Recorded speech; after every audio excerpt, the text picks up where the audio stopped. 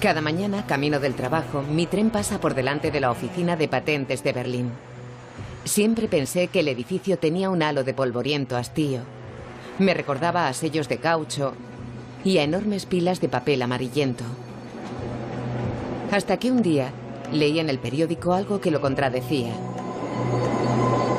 En Estados Unidos se han registrado patentes sobre genes humanos. ¿Patentar un gen?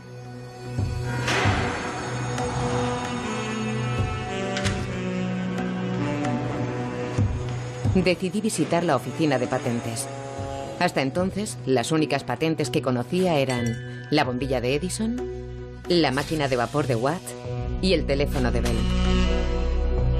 Wir befinden uns hier en la Eingangshalle vom alten kaiserlichen Patentamt. Pero he visto en internet que no solo puedes patentar genes, células, brócoli, posturas de yoga, incluso se puede patentar un sándwich. En ese momento no era consciente de que mis investigaciones durante los próximos meses me llevarían hasta un mundo de delitos de guante blanco. En la oficina de patentes, descubro que las primeras leyes sobre estos documentos de propiedad industrial e invención fueron aprobadas en Gran Bretaña y Estados Unidos en los siglos XVII y XVIII. Se pretendía animar a los inventores a compartir sus conocimientos con el público. A cambio, los recibían un monopolio temporal. Descubro también que se puede patentar cualquier cosa técnica. Eso incluye aparatos, productos y procesos. Pero un gen no es ni un proceso ni un producto técnico. Entonces, ¿cómo puede patentarse un gen? Esa pregunta no deja de inquietarme. Compruebo que para mucha gente es una cuestión de vida o muerte. Leo en internet que enfermos de cáncer e investigadores de Estados Unidos han denunciado las patentes sobre 2 genes humanos. Se ha relacionado una mutación en esos 2 genes con el cáncer de mama. Para saber más, viajo a Estados Unidos.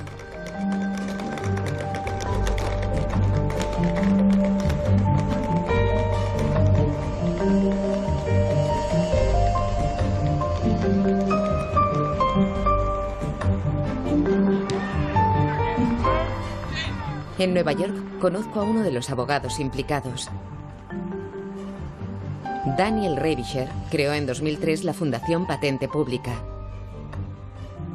Esta organización para la defensa del consumidor ha presentado la demanda contra Myriad Genetics. Uno de los mayores problemas que tenemos con el sistema de patentes es que la mayoría de las personas no entiende cómo les afecta. Piensan: las patentes no tienen nada que ver conmigo. Pero esa es la estrategia de marketing de las compañías que se aprovechan del sistema de patentes. Es lo que quieren que el público piense.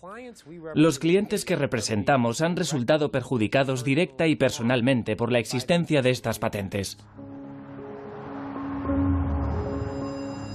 Lisbeth Zeriani es una de las demandantes. La visito en su casa de las afueras de Boston.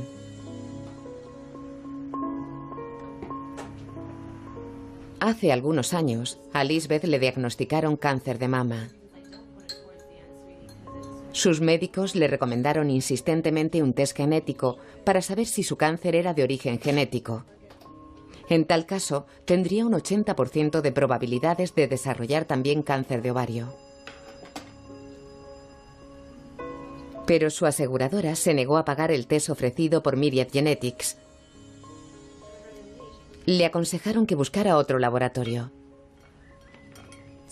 Volví a ver a la asesora genética del hospital y le dije que mi seguro médico lo pagaría siempre que lo realizara alguno de los laboratorios con los que tenía contrato.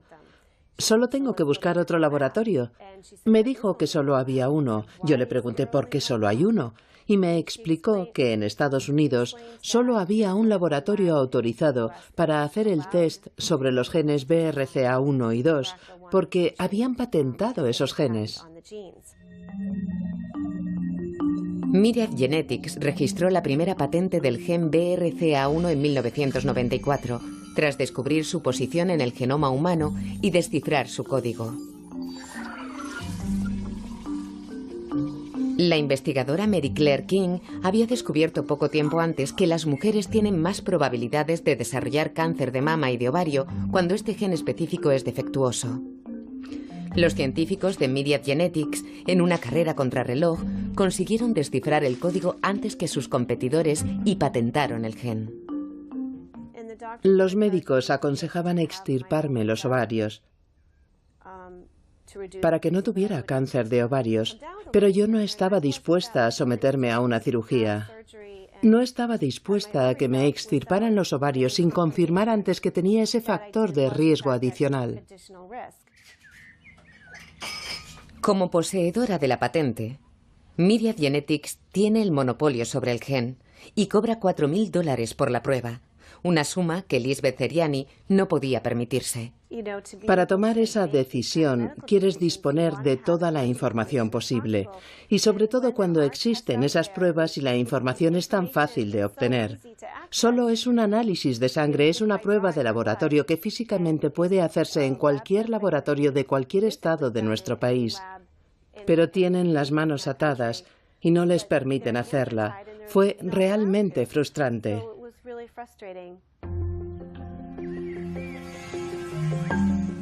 Lisbeth Seriani luchó durante 18 meses para hacerse el test, pero Myriad Genetics se negó a rebajarle el precio. Al final, tras algunos angustiosos meses, pudo hacerse la prueba gracias a un donante, y justo a tiempo. Lisbeth tenía la mutación genética y necesitaba que le extirparan los ovarios con urgencia. Muchas personas se preguntan cómo se puede patentar un gen. Pero eso ocurre porque creen que el trabajo de la oficina de patentes es proteger al público de las patentes sobre su naturaleza excesivamente genérica. Pero aquí, en Estados Unidos, la oficina de patentes es un organismo secuestrado, creado para el beneficio de la industria. Y a la industria le hace feliz poder obtener patentes sobre cualquier cosa. ¿Cómo se consigue una patente sobre un gen humano? Solo tienes que solicitar una a la oficina de patentes, pagar una tarifa y ellos te lo dan. Así se consigue la patente de un gen. Si realmente es tan fácil patentar partes del cuerpo humano en Estados Unidos, ¿no hay algo que funciona terriblemente mal en el sistema de patentes? ¿Qué sentido tienen las patentes? Yo siempre había pensado que servían para proteger a los inventores, algo parecido a los derechos de autor para los escritores y los cineastas.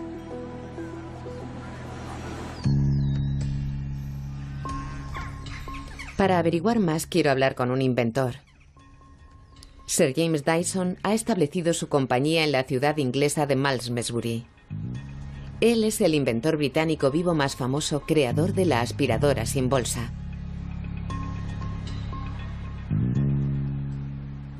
Cuando tenía unos 10 años me hicieron pasar la aspiradora y recuerdo la bolsa y el horrible olor que salía de ella. El olor a polvo viejo y a perro, el ruido chirriante de la aspiradora y que no aspiraba casi nada. Tenía que agacharme a recoger las cosas. A los 30 años compré la que se suponía que era la aspiradora más cara del mundo. La llevé a casa y sonaba muy potente, pero tuve exactamente la misma experiencia. Hasta que de repente comprendí que la bolsa no era un depósito para el polvo y la suciedad. Era un filtro gigante. James Dyson comenzó a experimentar con la tecnología ciclónica. Es famoso por haber fabricado más de 5.000 prototipos hasta que estuvo satisfecho con su aspiradora sin bolsa. Cuando pasó a la fase de fabricación, estaba endeudado hasta las cejas.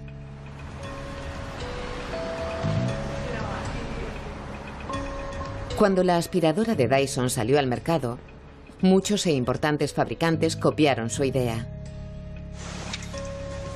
Dyson se vio envuelto durante años en un litigio con la empresa estadounidense Hoover. Uno imagina que las patentes ayudan al pequeño inventor que trabaja por su cuenta, pero no es así. Porque, en primer lugar, cuando no tienes dinero, tienes que endeudarte para desarrollar tu invento y registrar las patentes. Pues bien, registrar una patente en Estados Unidos me costó 100.000 libras, unos 150.000 euros. Solo una patente. Dyson ha protegido la última versión de su aspiradora con casi 200 patentes. Cuando intentas demandar a alguien que te ha copiado, tienes que empezar desde cero porque tienes que demostrar ante un tribunal que lo inventaste tú y que tu patente es válida. Y no es una tarea que puedas tomarte a la ligera, porque consume mucho tiempo, es muy cara y el resultado es absolutamente incierto. Está claro que los inventores como James Dyson no tienen una buena opinión del actual sistema de patentes. ¿Qué queda de la intención original de que las patentes debían fomentar la invención? ¿Qué salió mal? Hoy viajo a Virginia para reunirme con un experto en patentes famoso en todo el mundo. David Martin es un analista de la propiedad intelectual y ha estudiado la evolución del sistema de patentes. David vive en Charlottesville, la ciudad natal de Thomas Jefferson. Jefferson fue uno de los pioneros que más influyeron en la ley americana de patentes. La empresa de David Martin analiza los datos de las oficinas de patentes de todo el mundo y evalúa la calidad y el valor económico de cada patente. En su opinión, el funcionamiento actual del registro de patentes está a años luz de la idea original de Jefferson. Se ha abusado del sistema a escala masiva, sobre todo en los últimos 30 años. David opina que hay que culpar de ello a factores geoestratégicos. El gran cambio fue con diferencia cuando la proliferación de patentes se descontroló. Y eso pasó en 1980, momento en el que Japón superó a Estados Unidos en número de patentes concedidas. Estados Unidos no veía con buenos ojos la idea de que los japoneses pudieran adelantar a sus ingenieros e inventores. Y ante la incipiente ventaja japonesa en cierto número de áreas tecnológicas claves, Estados Unidos cambió su sistema de patentes. Primero, se decidió que las investigaciones académicas fueran patentables. Fue un enorme cambio, y en un plazo muy breve de tiempo, se multiplicó el número de patentes registradas hasta la fecha en toda la historia del sistema de patentes.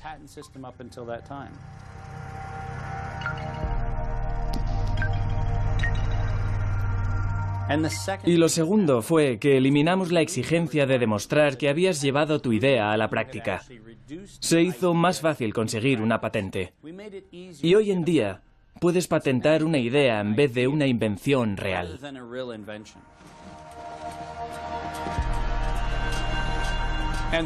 Ahora, la forma de enfrentarnos al crecimiento de Japón y a su desarrollo estratégico es acumular patentes estadounidenses que nos permitan controlar las importaciones japonesas en la frontera. ¿Cómo funciona eso? Toshiba consigue su patente, General Electric consigue su patente, Sony consigue su patente, Ampex, y lo que sucede es que comienzas a ver este universo de destrucción mutua asegurada, creado dentro del ecosistema de patentes en el que la gente no inventa cosas, lo que hace es obtener su versión de la patente. Desde que se aprobaron las primeras leyes sobre patentes, se han concedido más de 85 millones de ellas en todo el mundo. En Estados Unidos y en otros países, el número de solicitudes de patentes se ha incrementado espectacularmente en las últimas décadas, pero ¿realmente es una señal de una mayor creatividad?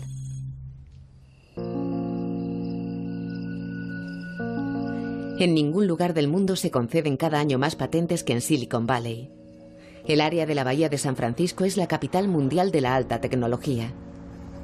Los anodinos suburbios de San José acogen a las mayores empresas de tecnología de la información del planeta, y allí donde hay una de ellas, seguro que muy cerca hay abogados de patentes. Me reúno con Steve Shear, que comenzó a trabajar en Silicon Valley en los años 70 como abogado especialista en patentes. En general, ¿qué es lo que hace una buena patente? Yo tengo que ser capaz de escribir una buena reivindicación de patente, porque al final, las reclamaciones de las patentes serán las que determinen si un competidor está infringiendo tu patente o no. Los abogados de patentes son los mayores expertos. Los mayores expertos en saber cómo usar y manipular las palabras. Ese es nuestro trabajo. Nuestro ejemplo favorito es el enchufe. Todos sabemos que es un objeto formado por dos clavijas y un soporte. Todos sabemos lo que es un enchufe. En una patente se describía como lenguas insertables hermafroditas encajables. Y en otro caso se le denomina varillas fijas longitudinales. Y eso no es todo. En otro ejemplo, dedos interconectables. Lo que sucede es que la gente que abusa del sistema sabe cómo usarlo y cómo explotarlo. Lo que hacen es escribir su solicitud de patente asegurándose de que ninguna de las palabras que utilizan en esa patente coincida con las palabras que se usarían en una ecuación de búsqueda. Y así es como terminan consiguiendo sus patentes. La reivindicación de la patente debe ser lo suficientemente genérica como para que cubra los aparatos que se pretenden copiar, sin mencionar la previa, que invalidaría la solicitud. De forma que caminas sobre una línea muy delgada, redactando una reivindicación que es más restringida que la patente previa, que la oficina de patentes usará contra ti, y lo bastante amplia para proteger a los infractores acusados. Te he dejado sin palabras, ¿eh?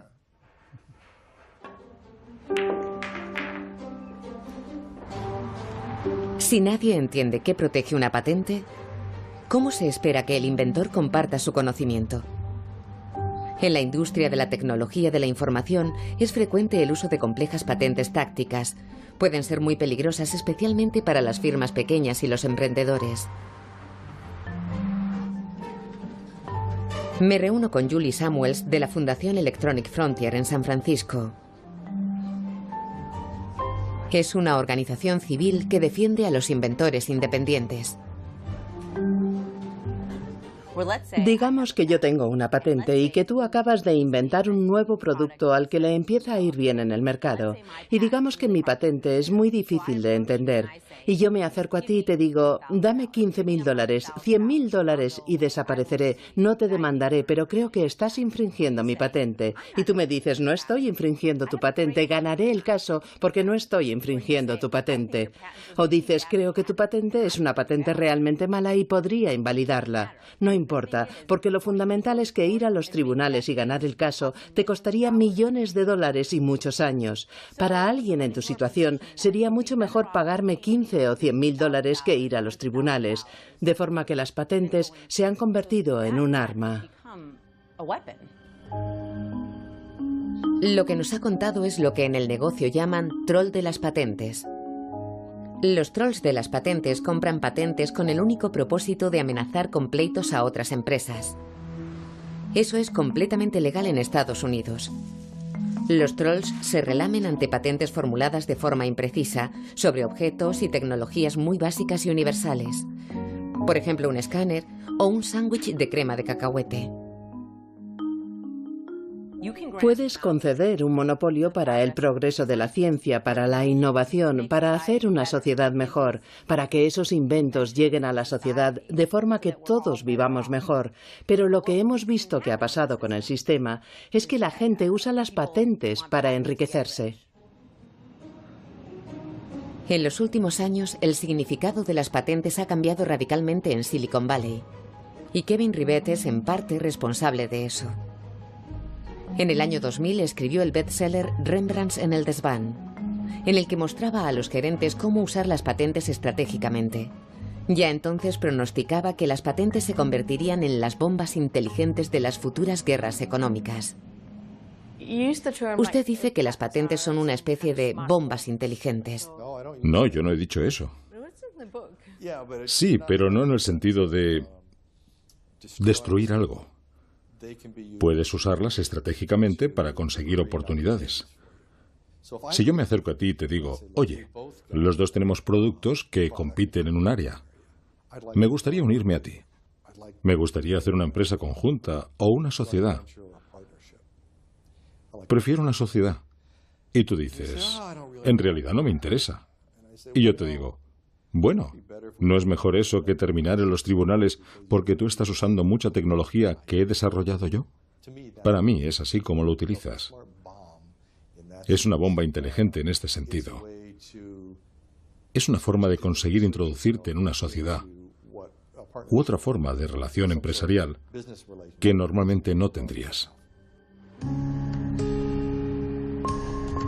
¿Lo que Kevin Rivett describe es realmente una sociedad? ¿O solo es un chantaje? A fin de prepararse para esta guerra, las empresas de tecnología de la información adquieren arsenales cada vez mayores de patentes. Los jugadores que no disponen de esas enormes carteras de patentes no tienen posibilidad alguna. Pero la vulneración de patentes se ha convertido igualmente en un negocio muy rentable. En algunos casos, la recompensa es una indemnización de miles de millones de dólares. El sector de la tecnología de la información se ha visto atrapado en una densa telaraña de litigios recíprocos.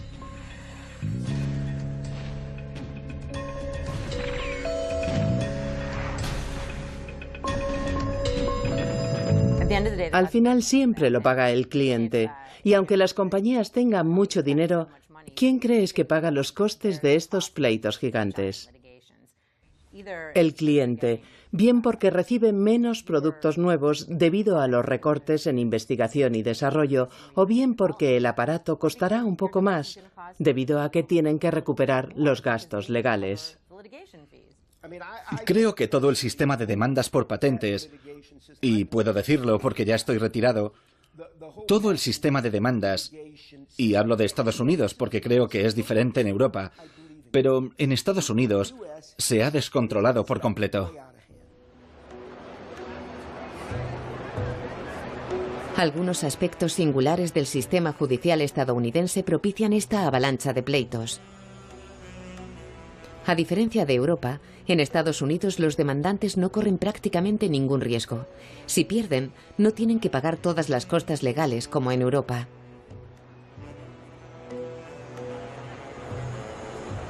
Las patentes son una forma imperfecta de ayudar a alguien que ha desarrollado una tecnología a proteger su invención, su esfuerzo humano, su inversión, la asunción de riesgos. Estoy en contra de lo que llaman los trolls de las patentes, compañías que se dedican a comprar patentes para usarlas como arma defensiva en litigios sobre patentes, o incluso como armas ofensivas. Lo rechazo completamente porque pienso que atenta contra el espíritu de las patentes y su objetivo original. James Dyson ganó su caso contra Hoover tras muchos años de litigios. Ahora su compañía tiene su propio departamento de propiedad intelectual. Se ocupa de patentar los inventos de la empresa y de presentar demandas contra los plagiarios. Para hacer frente al espionaje industrial, Dyson ha convertido todas las instalaciones en una zona de alta seguridad. Nadie puede grabar imágenes en su Santa Santorum, el Departamento de Investigación y Desarrollo. Incluso los ingenieros y diseñadores que trabajan aquí solo tienen acceso a determinadas áreas y desconocen en qué están trabajando sus colegas. En el Departamento de Investigación y Desarrollo de Malmesbury trabajamos 850 ingenieros en un gran número de proyectos diferentes. Este libro contiene todo mi trabajo, todas mis ideas, todos los bocetos y dibujos que hago. Y es muy importante, porque el contenido de este libro podría usarse si fuera necesario en los tribunales, en el caso de una demanda contra alguien, como prueba de la originalidad y de mi autoría de los trabajos que contiene. Nunca me separo de él. De noche se guarda bajo llave. No podemos contar nada de lo que hacemos, ni siquiera a nuestros familiares y amigos. Es frustrante, porque nos gustaría hablar de lo que hacemos, porque es un trabajo apasionante y trabajamos en grandes productos. La verdad, nos gustaría compartirlo con nuestros familiares más cercanos y nuestros amigos, pero no podemos, porque entonces nos arriesgaríamos a filtraciones de información. Sería un desastre en términos de propiedad intelectual y protección que un competidor presentara uno de nuestros productos antes que nosotros. No solo las empresas, también los estados quieren la mayor protección posible para sus patentes. La Organización Mundial de la Propiedad Intelectual tiene su sede en Ginebra. Esta agencia de Naciones Unidas ha crecido rápidamente desde su creación en 1967. Su función es promover la protección de la propiedad intelectual en todo el mundo. Eso incluye patentes, marcas y derechos de autor. El australiano Francis Gurry tiene su despacho en el último piso. Es director general de esta agencia desde 2008. Nosotros vemos el conocimiento como un recurso, igual que el petróleo. Y nadie dice que el petróleo debería ser gratis. Producir conocimiento cuesta dinero y también debe tratarse como una mercancía. Pero, ¿qué implicaciones tiene que el conocimiento se convierta en una mercancía global? Todas las naciones industrializadas y los países más desarrollados son miembros de la Organización Mundial de la Propiedad Intelectual. Pero hasta ahora, los gigantes de la industria han sido los más beneficiados por la protección de la propiedad intelectual. Los dos grupos tienen intereses radicalmente diferentes. En el mundo de las patentes, los temas más controvertidos son los que giran alrededor de la cuestión del acceso, que nosotros consideramos que está en la base del mecanismo, de la mecánica del sistema de patentes. Tú creas el acceso a una mercancía vendible. Yo te doy acceso a cambio de dinero, y eso implica una restricción al acceso. Y por otro lado, tienes el deseo de disfrutar del éxito social que da ese acceso a medicamentos o a una tecnología agrícola, a tecnología sensible al medio ambiente, no importa cuál sea la tecnología, energía renovable. Esa tensión siempre está presente y dudo que vaya a desaparecer nunca.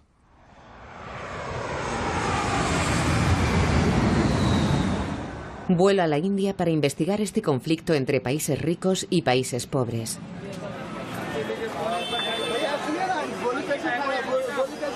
Uno de los principales problemas es el acceso a los medicamentos.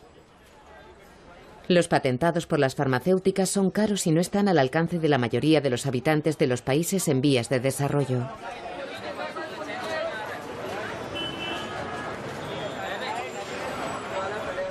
En la India hay más de 2 millones de personas afectadas por el SIDA.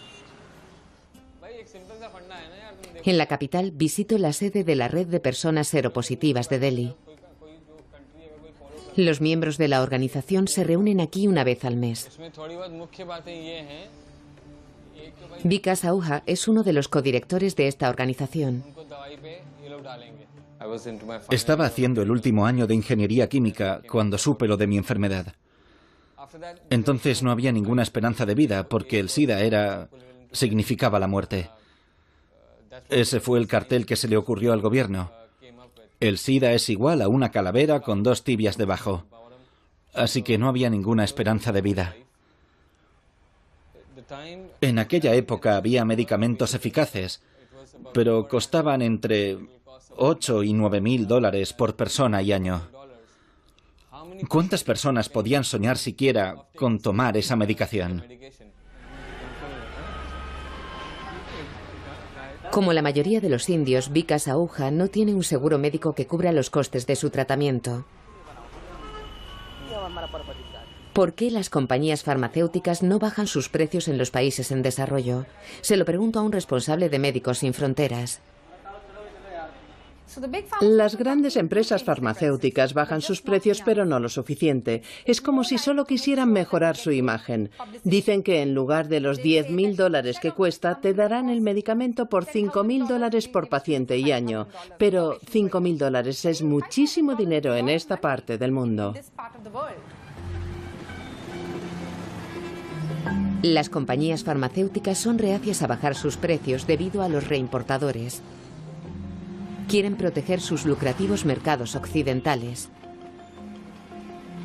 El hecho de que existan algunos medicamentos asequibles se debe en parte a Mahatma Gandhi. Gandhi estaba convencido de que la India debía liberarse de la dependencia económica de Occidente y animó al desarrollo de una industria farmacéutica local. En los años 60, India abolió todas las patentes sobre medicamentos. Eso significaba que en la India podían producirse medicinas que contenían sustancias patentadas a un precio mucho menor. Los primeros medicamentos eficaces contra el SIDA se pusieron a la venta en Estados Unidos y Europa en los años 90. Las patentes no tenían validez en la India y algunas organizaciones de ayuda internacional como Médicos Sin Fronteras pidieron a una compañía india que produjera una versión genérica por muy poco dinero. Cuando Médicos Sin Fronteras comenzó a hablar con las compañías indias fabricantes de genéricos, se dieron cuenta de que el precio no tenía que ser de $10.000. Podíamos conseguirlos por 350, $1 al día. El precio se hizo público y el SIDA se convirtió en una enfermedad tratable. Los primeros medicamentos indios para el SIDA salieron al mercado en el año 2000. Una de las razones por las que eran tan baratos era que algunas sustancias desarrolladas por varias compañías podían combinarse en una sola pastilla. En Occidente eso no era posible debido a la ley de patentes. La mayoría de los medicamentos para el SIDA producidos en la India se exportan a África. Y solo es posible porque las patentes allí tampoco tienen validez. En primer lugar, los medicamentos para el SIDA nunca fueron un mercado apetecible. Nadie quería tratar el SIDA en el África subsahariana. La mayoría de las patentes no se registraron para su protección en esa zona del planeta. Pero cuando surgió la epidemia de SIDA, apareció el interés comercial y de pronto el deseo por patentarlos no encajaba con el domicilio real de las patentes. Las mayores polémicas relativas al tratamiento del SIDA surgieron del hecho de que los países donde la epidemia de SIDA era peor eran lugares donde las patentes no estaban reguladas. Esa es la razón por la que las naciones industrializadas presionan para que se apliquen de forma vinculante las normas internacionales de la propiedad intelectual. Quieren que sus patentes se respeten en todo el mundo, impidiendo las copias legales, como en el caso de la producción de genéricos en la India. En 1994 se creó la Organización Mundial del Comercio y se adoptó el acuerdo internacional más importante sobre protección de la propiedad intelectual. El acuerdo vincula las patentes con la legislación internacional sobre el comercio. Los países que no respeten las reglas pueden ser sancionados con gravámenes a la importación sobre las materias primas que exportan.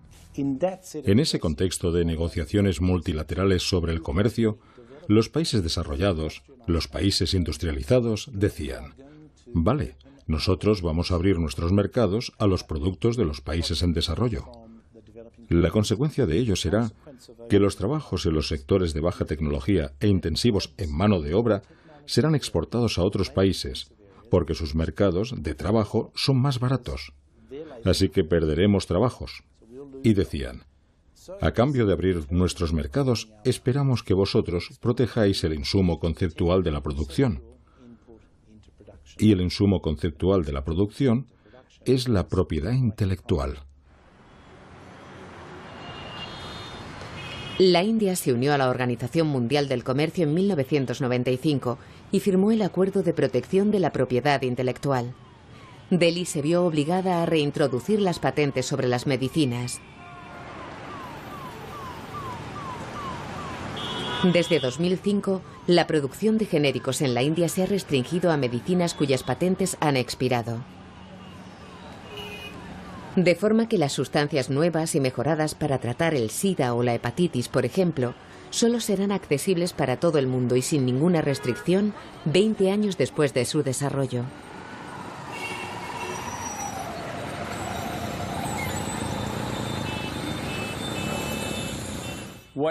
Lo que ha pasado en los últimos años es que los países que tienen compañías extremadamente prolíficas en patentes han intentado influir en los antes llamados países en vías de desarrollo. Quieren que estos adopten las restricciones de los tratados comerciales. Tratados que, básicamente, favorecen a los países tenedores de patentes a costa de los consumidores de los países con los que tienen acuerdos. De forma que los tratados comerciales bilaterales a menudo amplían los derechos de las patentes un poco más de lo que lo harían los acuerdos internacionales de la Organización Mundial del Trabajo o el Tratado de Cooperación en materia de patentes. ¿Cómo puede aplicarse la misma legislación sobre patentes a un medicamento, a un móvil o a una aspiradora? Es obvio que no es equiparable el derecho a la salud con el derecho a tener electrodomésticos. Actualmente los países pobres pagan más por licencias de uso de patentes a compañías del mundo industrializado de lo que reciben en cooperación para el desarrollo. Ahora, en la guerra global para defender la propiedad intelectual, países como la India comienzan a proteger sus propios recursos. En 1997, la Oficina de Patentes de Estados Unidos concedió a la compañía Rystec, con sede en Texas, la patente sobre una nueva variedad de arroz basmati. El Ministerio de Economía de la India y varias ONGs investigaron la patente. Sus hallazgos provocaron un escándalo. Todas las características reivindicadas en la patente correspondían exactamente a las del basmati, el arroz tradicional de la India. La patente reivindicaba el aroma, la longitud del grano, el hecho de que al cocerlo el grano se hace más largo, todas las propiedades esenciales del arroz basmati, incluido su cultivo. El arroz basmati se ha cultivado en la India durante muchas generaciones y es una de sus principales exportaciones. La patente era una amenaza para la subsistencia de los cultivadores indios de arroz. Concedía a Rystec el derecho a impedir la exportación de arroz indio a Norteamérica y Europa. El gobierno indio litigó contra la patente ante los tribunales estadounidenses durante 3 largos años. Al final, Rystec tuvo que retirar sus polémicas reivindicaciones. Pero Delhi tuvo que pagar más de $2 millones en concepto de costas procesales. Yo creo que la mayoría de la gente no es consciente de que los cultivos agrícolas como el arroz, el maíz o el trigo no son productos naturales. No encuentras arroz en el bosque, no encuentras trigo en el bosque. Solo encuentras plantas silvestres. Y aquellas plantas cultivables son patrimonio de las comunidades tribales que desarrollaron esos cultivos, en los países en los que esas plantas silvestres se hicieron cultivables. La investigadora genética Suman Sahai fundó la ONG Campaña Gen para prevenir casos como el del arroz basmati en el futuro. El arroz es originario del norte de la India. Aquí, en esta región, los campesinos indios cultivan desde hace siglos un número enorme de variedades.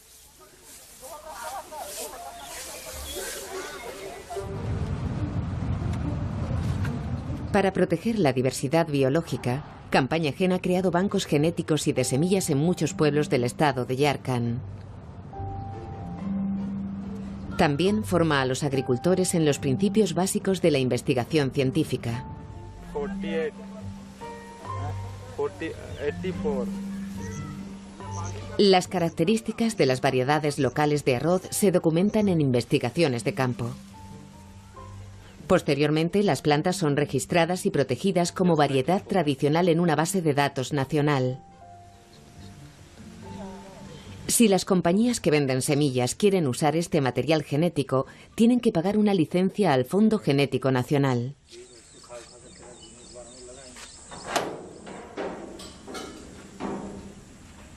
Campaña Gen puede almacenar estas semillas durante varios años en su banco genético central.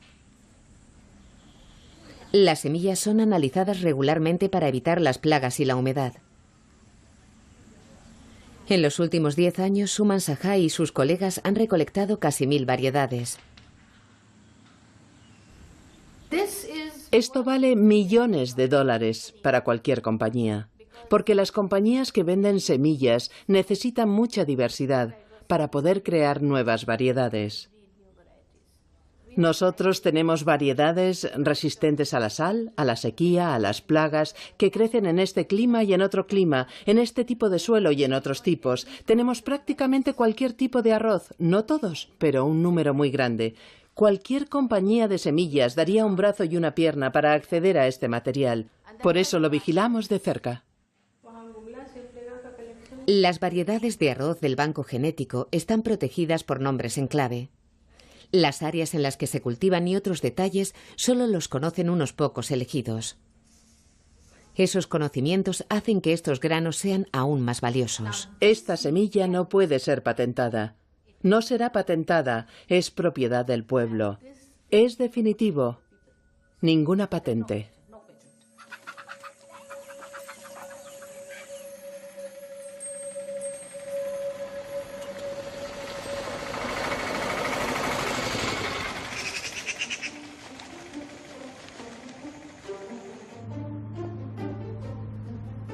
En Mallorca visito al economista Michele Boldrin.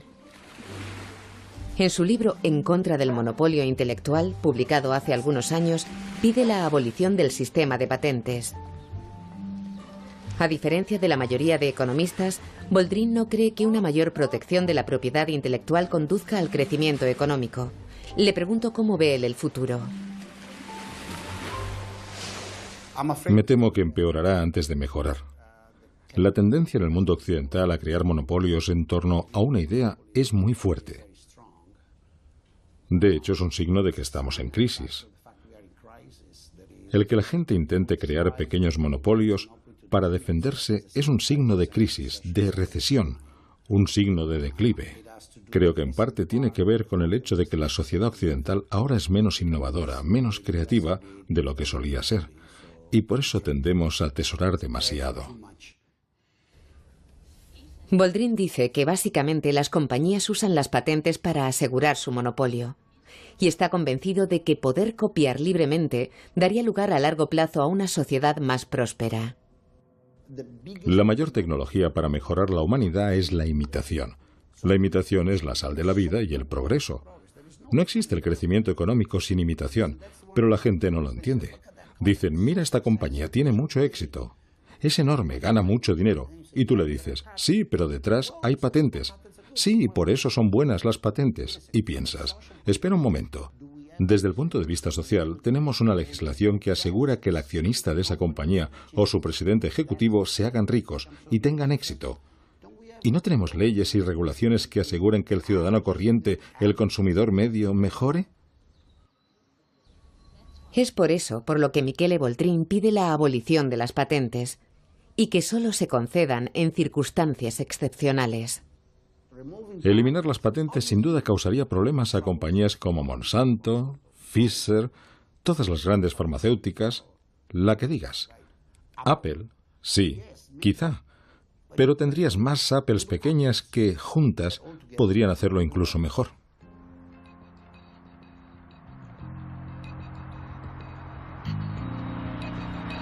¿Realmente el mundo necesita las patentes para animar a los inventores?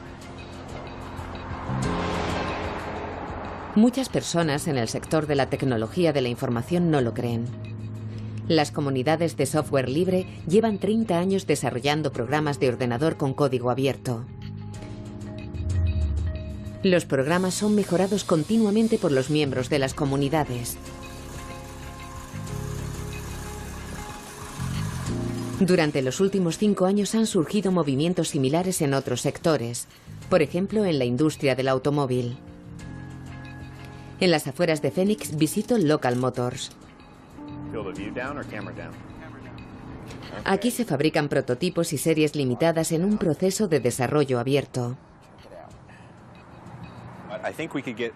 Creo que podemos mejorar el agarre. Tenemos que conseguir que el punto muerto esté a la altura correcta en la caída de las ruedas delanteras. John Rogers es uno de los fundadores de Local Motors. Su objetivo es cambiar los procesos de innovación en la industria del automóvil con un modelo de negocio completamente nuevo. El destino del 70% del petróleo son los coches y camiones ligeros. Tenemos 1.000 millones de vehículos y hay 7.000 millones de habitantes en el mundo. No deberíamos hacer los vehículos de la misma forma poco sostenible que hasta ahora. La industria clásica del automóvil es lenta adaptando innovaciones debido a las grandes inversiones.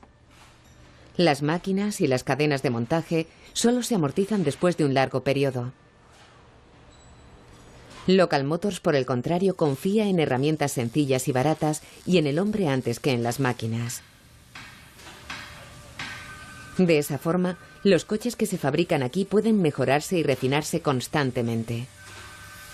La compañía ha creado la mayor comunidad en Internet de desarrolladores, diseñadores y aficionados a los coches del mundo. Gracias a un software especial de 3D, pueden contribuir al proceso. Estos diseñadores independientes de coches ven la publicación de sus ideas en Internet más como una forma de protección que como un riesgo. La mejor manera de proteger o reivindicar tu propiedad intelectual es gritar y ondear la bandera diciendo, esto es mío, no impidiendo que la gente lo use. Si dejas que lo use, estás reafirmando tu autoría diciendo públicamente, yo tuve esta idea. En vez de jugar con las cartas pegadas al pecho, mientras piensas que tienes algo genial, y 2 semanas después, cuando estás listo para lanzarlo, llega otro tipo y dice, durante los últimos 6 meses he estado trabajando en una idea genial, aquí está. Y tú llevas 1 año trabajando en eso, y ahora has perdido todo 1 año, porque él te ha ganado por la mano.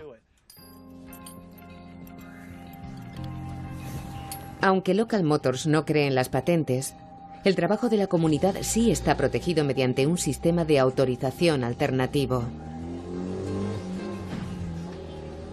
Las licencias de Creative Commons fueron desarrolladas inicialmente por el profesor de Derecho Lawrence Lessig para autores y artistas que querían compartir su trabajo con otros usuarios de Internet.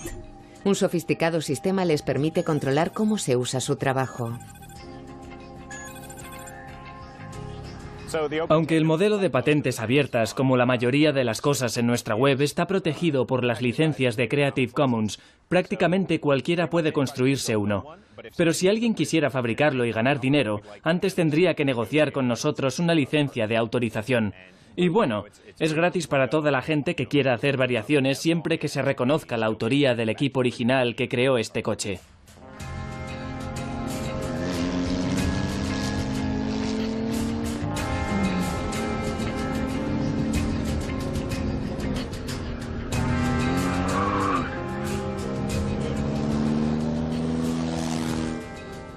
Existe la necesidad de escuchar a las personas creativas y de desarrollar sus ideas porque tienen pocos recursos materiales pero mucho conocimiento. Los inevitables avances con una base social son extensos en conocimientos pero asequibles en lo económico. El experto indio en gestión, el profesor Anil Gupta, ha desarrollado un modelo para la innovación famoso en todo el mundo. Se basa en los recursos creativos de la gente corriente. Los problemas más urgentes de la India no pueden ser resueltos por los departamentos de I+D de las grandes compañías. En este taller, el profesor Gupta ayuda a sus estudiantes a desarrollar una máquina para recoger basura. La recogida de basura en la India sigue haciéndose fundamentalmente a mano. Debemos identificar cuáles son los retos claves. ¿Qué es lo que tenemos que hacer? Anil Gupta fundó la red Abeja Melífera hace 25 años. Hoy está presente en más de 70 países. A través del apoyo a pequeñas empresas emergentes, Gupta promueve los beneficios comerciales del conocimiento colectivo. En este taller en Gujarat, por ejemplo, las motocicletas se transforman en tractores. Si patentas las piedras angulares de una tecnología, ya sea un medicamento, un ordenador o telecomunicaciones, e impides que otras personas puedan mejorarla y desarrollarla, es un error. Eso reprime la innovación. Pero si decidimos que ningún país debe permitir patentar las piedras angulares de la tecnología, serán accesibles para todos, y el sistema de innovación florecería.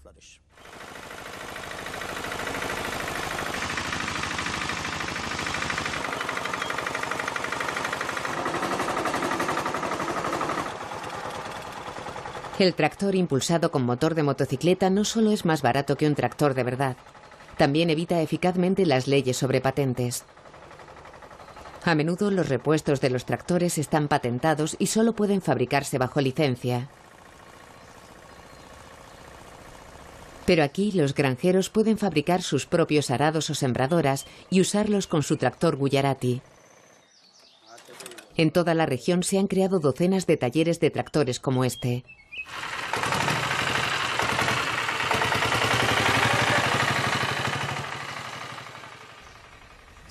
Debemos comprender que si queremos ser democráticos, entonces tenemos que ser policéntricos. Y eso significa que demasiado poder en pocas manos no es bueno.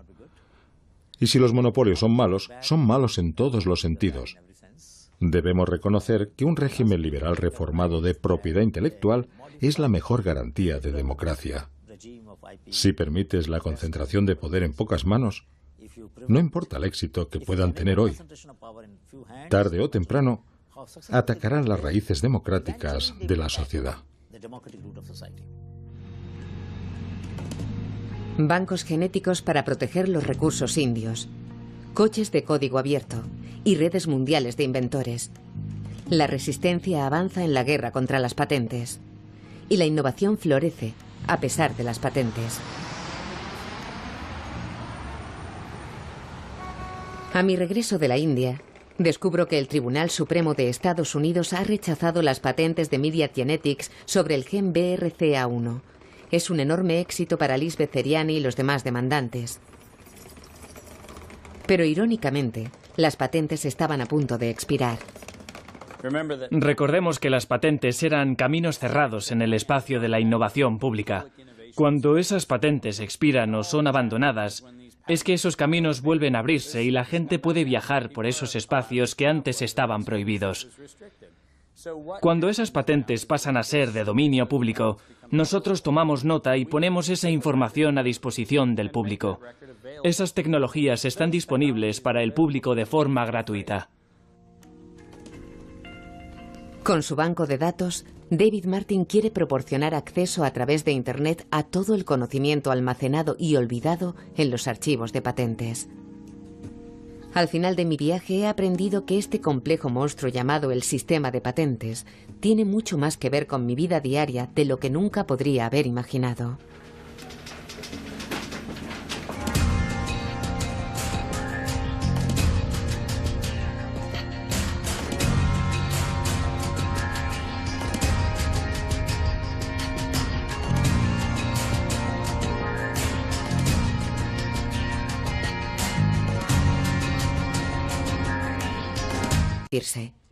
Para tomar esa decisión, quieres disponer de toda la información posible, y sobre todo cuando existen esas pruebas y la información es tan fácil de obtener. Solo es un análisis de sangre, es una prueba de laboratorio que físicamente puede hacerse en cualquier laboratorio de cualquier estado de nuestro país. Pero tienen las manos atadas y no les permiten hacerla. Fue realmente frustrante.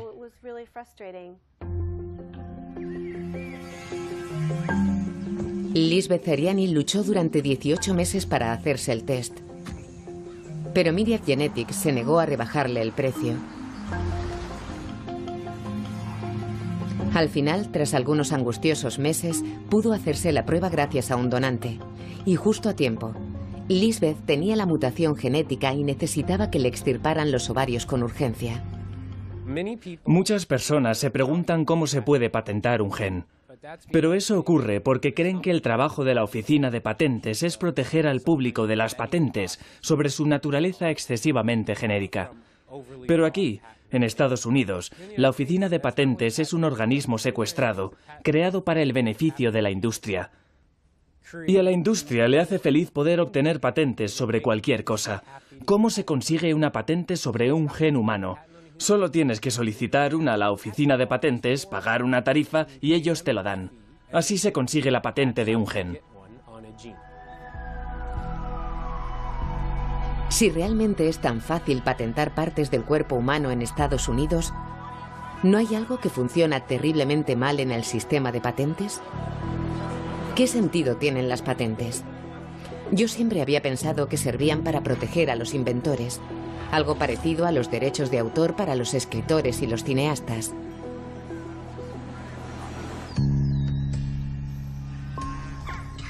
Para averiguar más, quiero hablar con un inventor.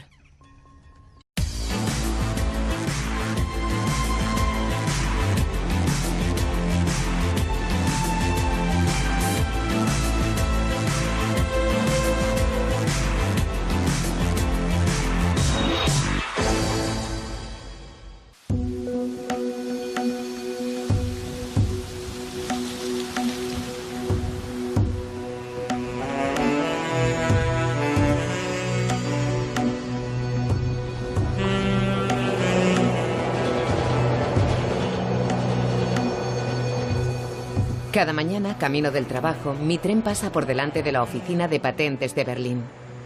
Siempre pensé que el edificio tenía un halo de polvoriento hastío. Me recordaba a sellos de caucho y a enormes pilas de papel amarillento. Hasta que un día leí en el periódico algo que lo contradecía. En Estados Unidos se han registrado patentes sobre genes humanos. ¿Patentar un gen?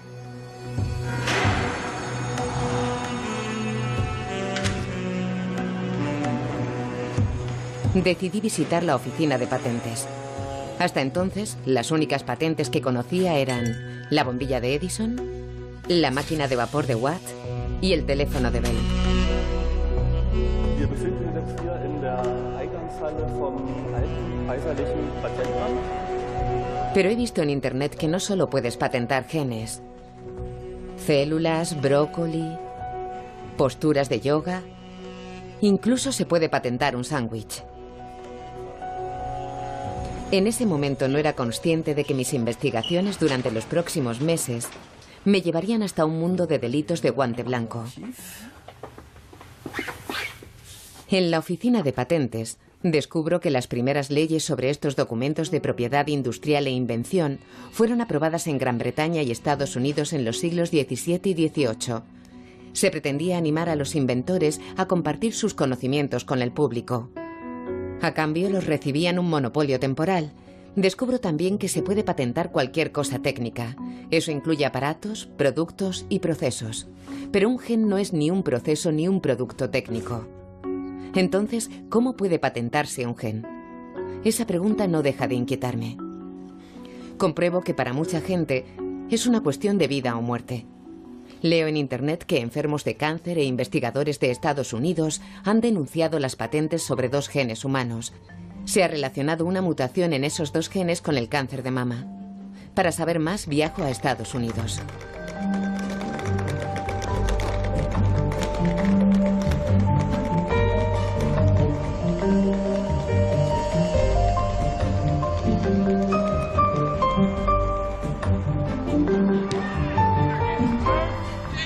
En Nueva York conozco a uno de los abogados implicados. Daniel Revischer creó en 2003 la Fundación Patente Pública. Esta organización para la defensa del consumidor ha presentado la demanda contra Myriad Genetics. Uno de los mayores problemas que tenemos con el sistema de patentes es que la mayoría de las personas no entiende cómo les afecta. Piensan, las patentes no tienen nada que ver conmigo. Pero esa es la estrategia de marketing de las compañías que se aprovechan del sistema de patentes. Es lo que quieren que el público piense. Los clientes que representamos han resultado perjudicados directa y personalmente por la existencia de estas patentes. Lisbeth Zeriani es una de las demandantes. La visito en su casa de las afueras de Boston.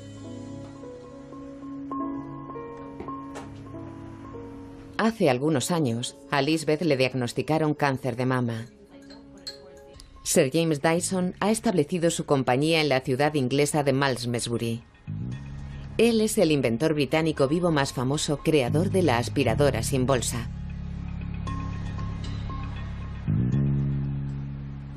Cuando tenía unos 10 años me hicieron pasar la aspiradora y recuerdo la bolsa y el horrible olor que salía de ella. El olor a polvo viejo y a perro, el ruido chirriante de la aspiradora y que no aspiraba casi nada. Tenía que agacharme a recoger las cosas. A los 30 años compré la que se suponía que era la aspiradora más cara del mundo. La llevé a casa y sonaba muy potente, pero tuve exactamente la misma experiencia. Hasta que de repente comprendí que la bolsa no era un depósito para el polvo y la suciedad. Era un filtro gigante. James Dyson comenzó a experimentar con la tecnología ciclónica. Es famoso por haber fabricado más de 5.000 prototipos hasta que estuvo satisfecho con su aspiradora sin bolsa. Cuando pasó a la fase de fabricación, estaba endeudado hasta las cejas.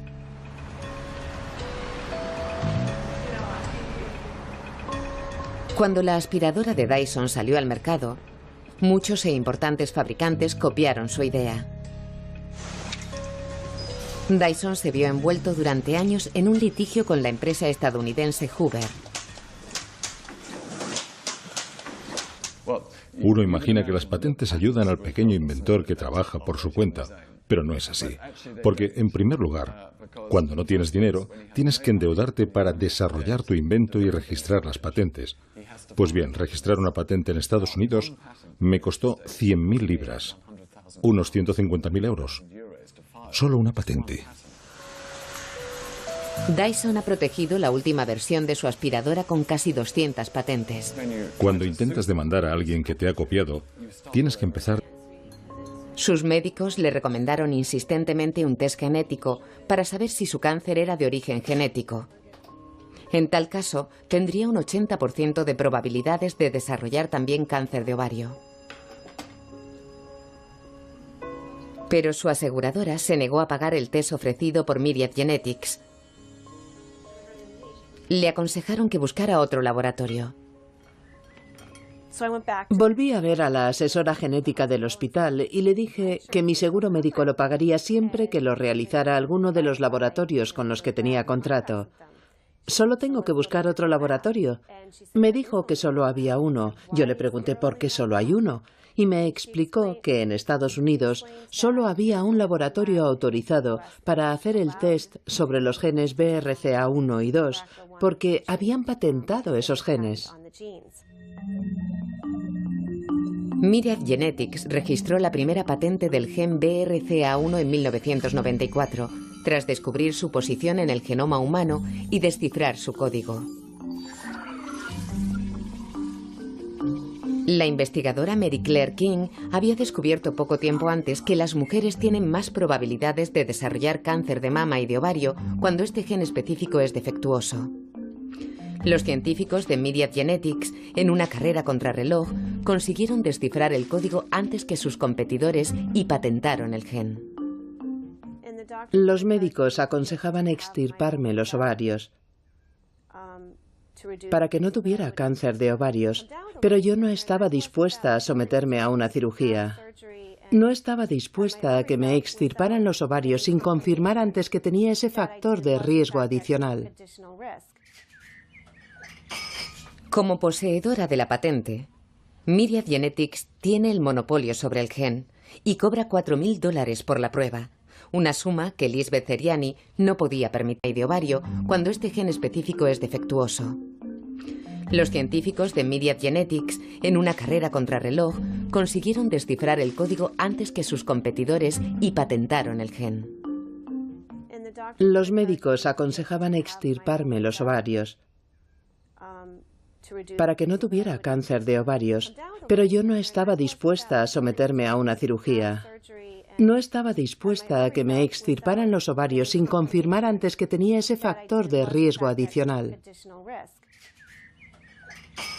Como poseedora de la patente, Myriad Genetics tiene el monopolio sobre el gen y cobra $4.000 por la prueba, una suma que Lisbeth Seriani no podía permitirse.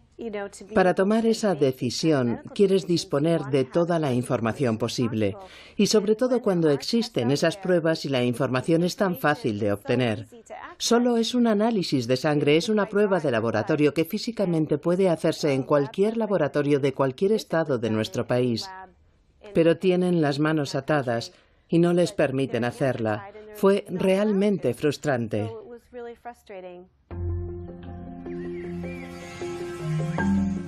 Lisbeth Seriani luchó durante 18 meses para hacerse el test, pero Myriad Genetics se negó a rebajarle el precio. Al final, tras algunos angustiosos meses, pudo hacerse la prueba gracias a un donante, y justo a tiempo. Lisbeth tenía la mutación genética y necesitaba que le extirparan los ovarios con urgencia. Muchas personas se preguntan cómo se puede patentar un gen. Pero eso ocurre porque creen que el trabajo de la oficina de patentes es proteger al público de las patentes sobre su naturaleza excesivamente genérica. Pero aquí, en Estados Unidos, la oficina de patentes es un organismo secuestrado, creado para el beneficio de la industria. Y a la industria le hace feliz poder obtener patentes sobre cualquier cosa. ¿Cómo se consigue una patente sobre un gen humano? Solo tienes que solicitar una a la oficina de patentes, pagar una tarifa y ellos te lo dan. Así se consigue la patente de un gen. Si realmente es tan fácil patentar partes del cuerpo humano en Estados Unidos, ¿no hay algo que funciona terriblemente mal en el sistema de patentes? ¿Qué sentido tienen las patentes? Yo siempre había pensado que servían para proteger a los inventores, algo parecido a los derechos de autor para los escritores y los cineastas.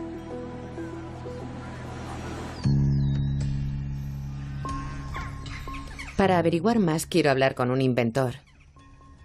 Sir James Dyson ha establecido su compañía en la ciudad inglesa de Malmesbury. Él es el inventor británico vivo más famoso, creador de la aspiradora sin bolsa.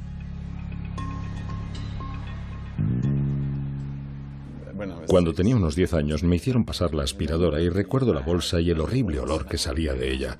El olor a polvo viejo y a perro, el ruido chirriante de la aspiradora y que no aspiraba casi nada. Tenía que agacharme a recoger las cosas. A los 30 años compré la que se suponía que era la aspiradora más cara del mundo. La llevé a casa y sonaba muy potente, pero tuve exactamente la misma experiencia. Hasta que de repente comprendí que la bolsa no era un depósito para el polvo y la suciedad. Era un filtro gigante. James Dyson comenzó a experimentar con la tecnología ciclónica. Es famoso por haber fabricado más de 5.000 prototipos hasta que estuvo satisfecho con su aspiradora sin bolsa. Cuando pasó a la fase de fabricación, estaba endeudado hasta las cejas.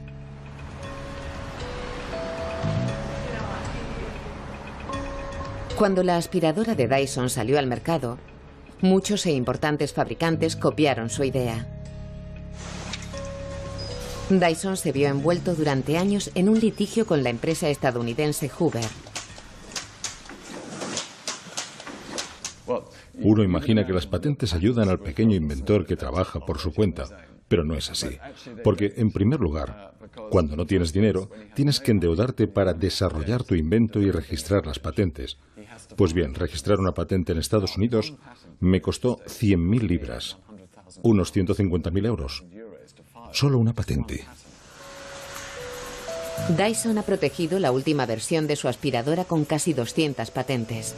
Cuando intentas demandar a alguien que te ha copiado, tienes que empezar desde cero porque tienes que demostrar ante un tribunal que lo inventaste tú y que tu patente es válida. Y no es una tarea que puedas tomarte a la ligera, porque consume mucho tiempo, es muy cara y el resultado es absolutamente incierto. Está claro que los inventores como James Dyson no tienen una buena opinión del actual sistema de patentes. ¿Qué queda de la intención original de que las patentes debían fomentar la invención? ¿Qué salió mal? Hoy viajo a Virginia para reunirme con un experto en Proteger a los infractores acusados. Te he dejado sin palabras, ¿eh?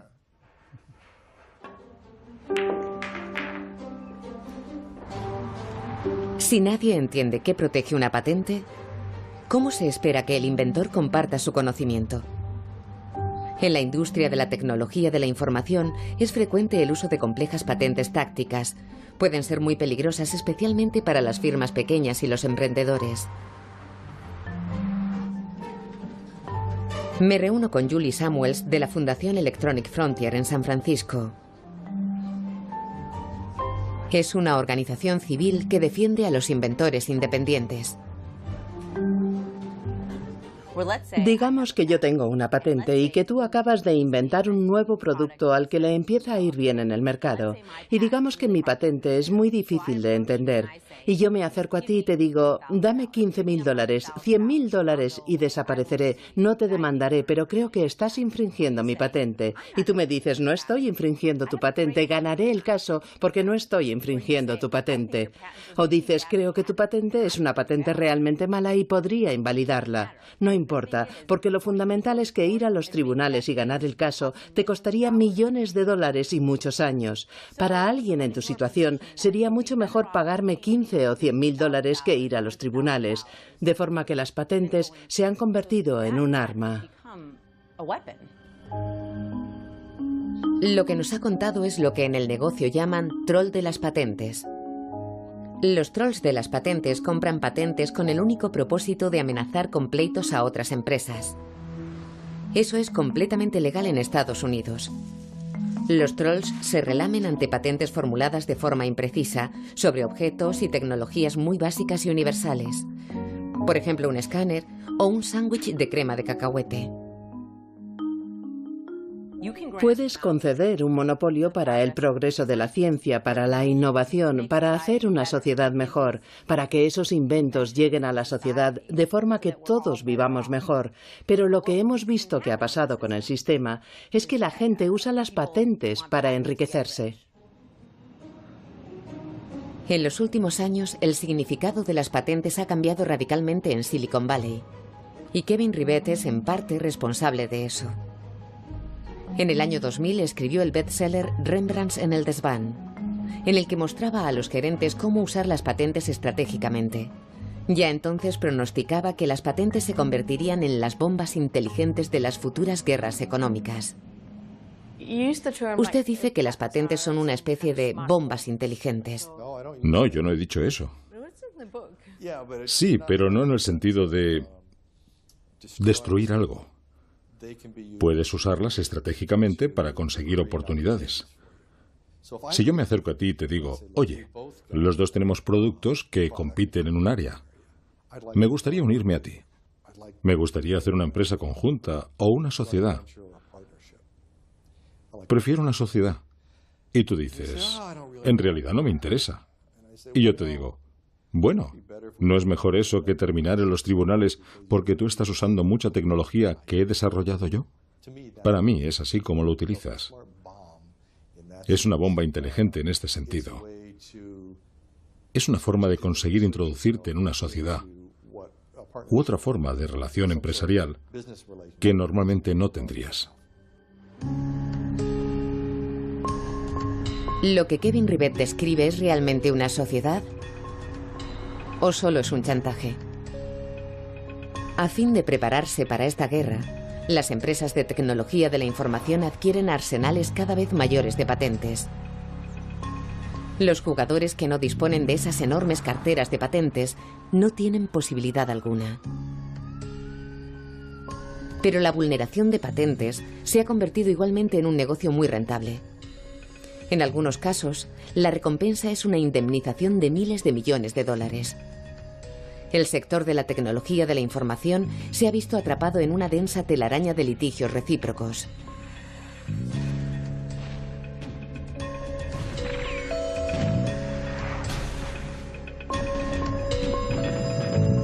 Al final siempre lo paga el cliente. Y aunque las compañías tengan mucho dinero, ¿quién crees que paga los costes de estos pleitos gigantes? El cliente, bien porque recibe menos productos nuevos debido a los recortes en investigación y desarrollo, o bien porque el aparato costará un poco más, debido a que tienen que recuperar los gastos legales. Creo que todo el sistema de demandas por patentes, y puedo decirlo porque ya estoy retirado, todo el sistema de demandas, y hablo de Estados Unidos porque creo que es diferente en Europa, pero en Estados Unidos se ha descontrolado por completo. Algunos aspectos singulares del sistema judicial estadounidense propician esta avalancha de pleitos. A diferencia de Europa, en Estados Unidos los demandantes no corren prácticamente ningún riesgo. Si pierden, no tienen que pagar todas las costas legales como en Europa.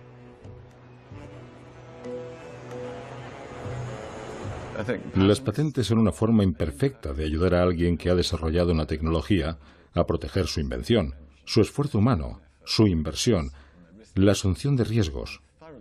Estoy en contra de lo que llaman los trolls de las patentes, compañías que se dedican a comprar patentes para usarlas como arma defensiva en litigios sobre patentes o incluso como armas ofensivas. Lo rechazo completamente porque pienso que atenta contra el espíritu de las patentes y su objetivo original.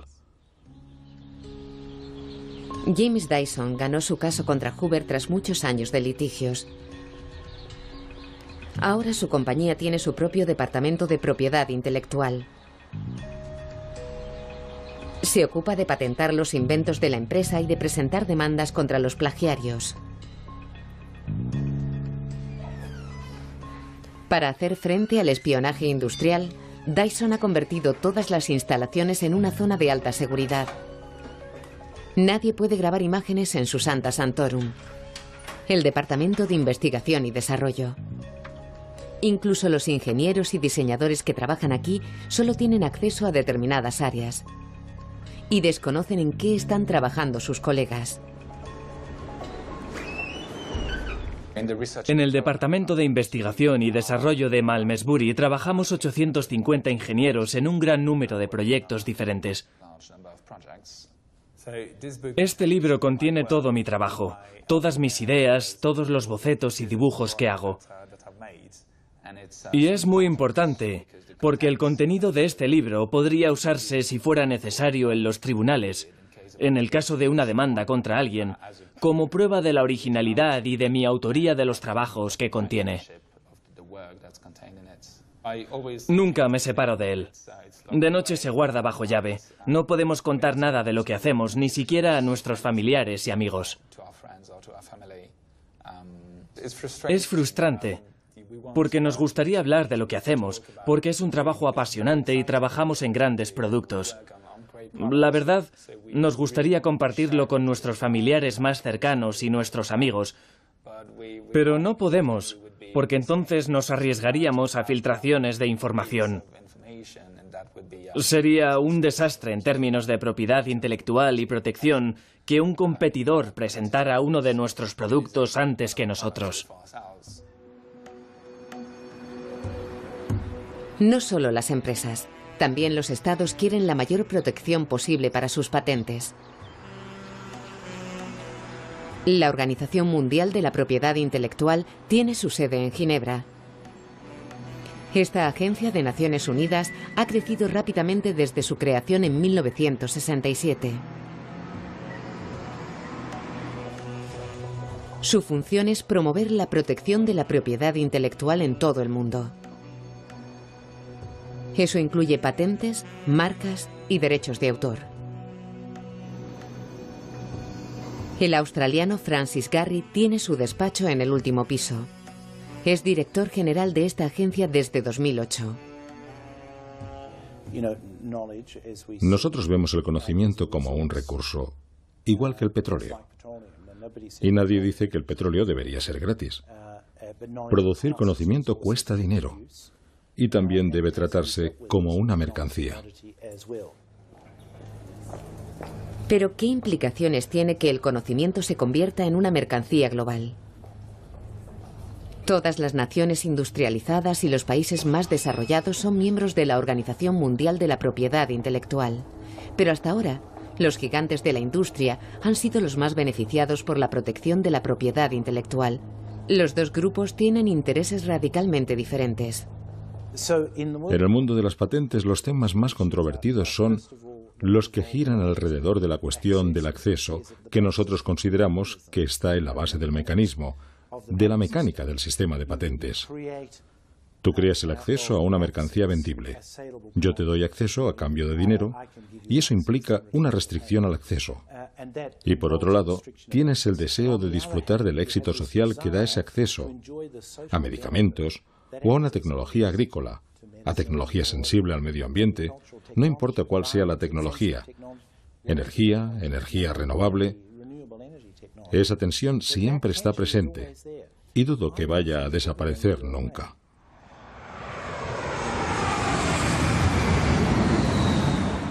Vuelo a la India para investigar este conflicto entre países ricos y países pobres.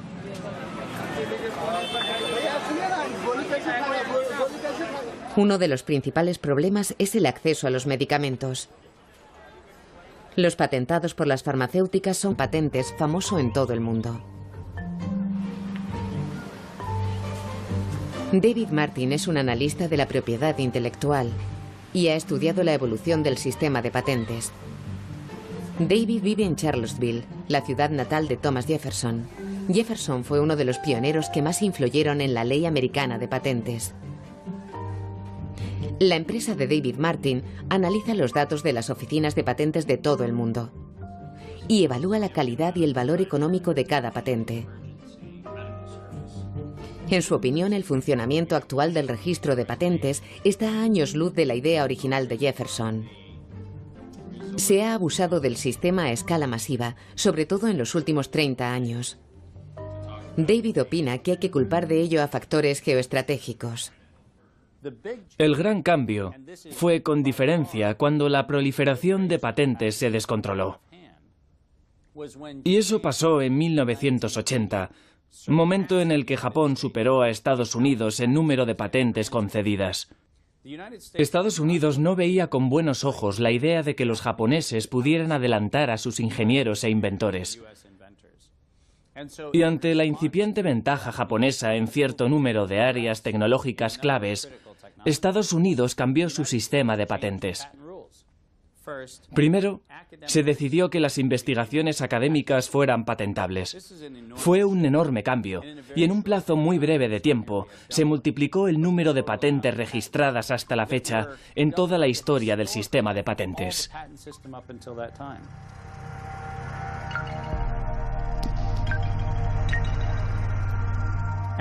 Y lo segundo fue que eliminamos la exigencia de demostrar que habías llevado tu idea a la práctica. Se hizo más fácil conseguir una patente. Y hoy en día puedes patentar una idea en vez de una invención real.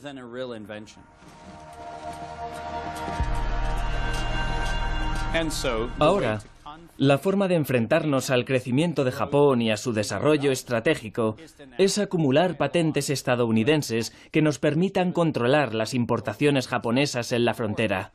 ¿Cómo funciona eso?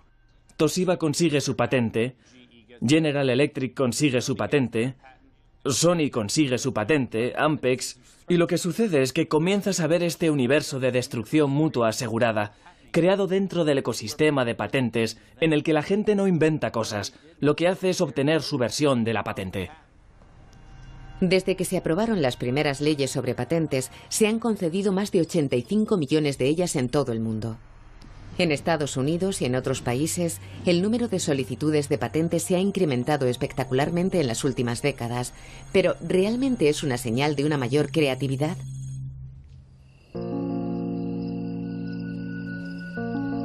En ningún lugar del mundo se conceden cada año más patentes que en Silicon Valley.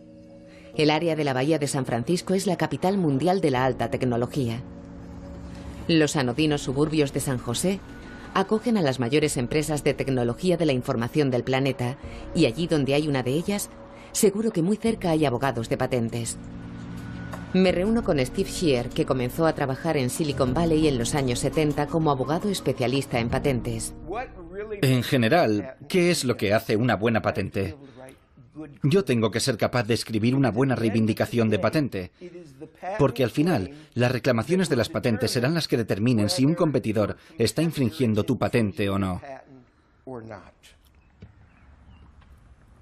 Los abogados de patentes son los mayores expertos.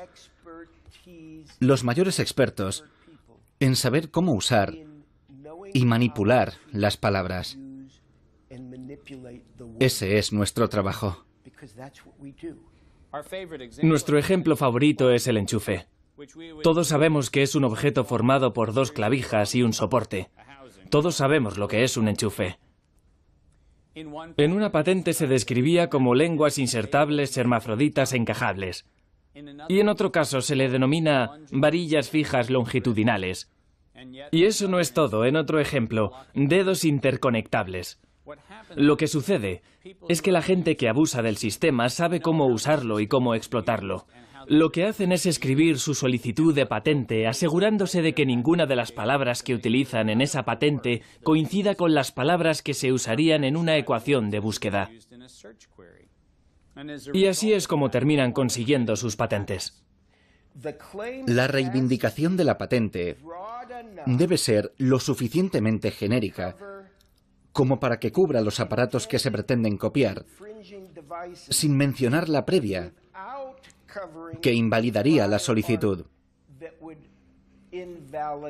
De forma que caminas sobre una línea muy delgada, redactando una reivindicación que es más restringida que la patente previa, que la oficina de patentes usará contra ti, y lo bastante amplia para proteger.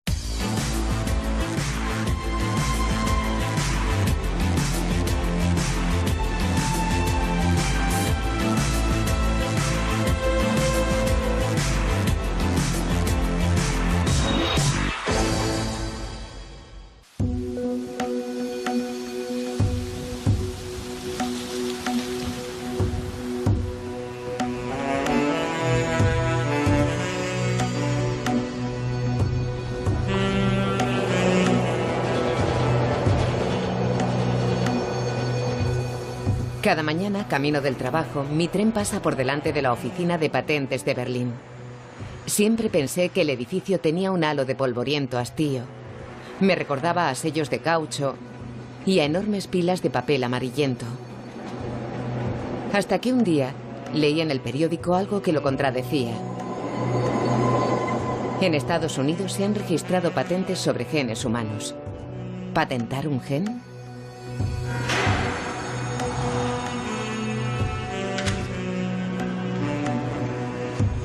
Decidí visitar la oficina de patentes. Hasta entonces, las únicas patentes que conocía eran la bombilla de Edison, la máquina de vapor de Watt y el teléfono de Bell. Wir befinden uns jetzt hier in der Eingangshalle vom alten kaiserlichen Patentamt. Pero he visto en internet que no solo puedes patentar genes, células, brócoli, posturas de yoga, incluso se puede patentar un sándwich. En ese momento no era consciente de que mis investigaciones durante los próximos meses me llevarían hasta un mundo de delitos de guante blanco. En la oficina de patentes, descubro que las primeras leyes sobre estos documentos de propiedad industrial e invención fueron aprobadas en Gran Bretaña y Estados Unidos en los siglos XVII y XVIII. Se pretendía animar a los inventores a compartir sus conocimientos con el público. A cambio, los recibían un monopolio temporal. Descubro también que se puede patentar cualquier cosa técnica. Eso incluye aparatos, productos y procesos. Pero un gen no es ni un proceso ni un producto técnico. Entonces, ¿cómo puede patentarse un gen? Esa pregunta no deja de inquietarme. Compruebo que para mucha gente es una cuestión de vida o muerte. Leo en internet que enfermos de cáncer e investigadores de Estados Unidos han denunciado las patentes sobre 2 genes humanos. Se ha relacionado una mutación en esos 2 genes con el cáncer de mama. Para saber más, viajo a Estados Unidos.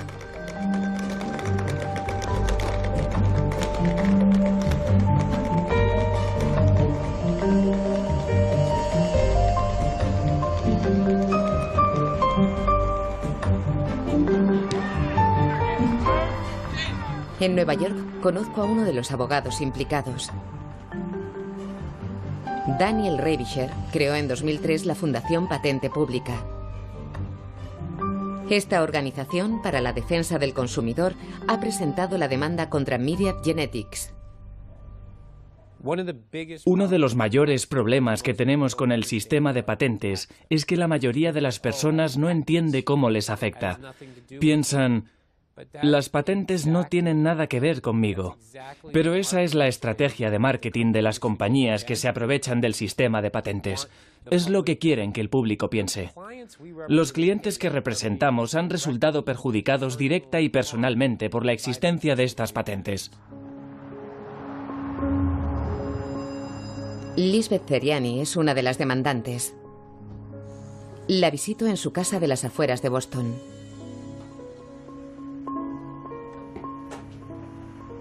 Hace algunos años, a Lisbeth le diagnosticaron cáncer de mama. Sus médicos le recomendaron insistentemente un test genético para saber si su cáncer era de origen genético.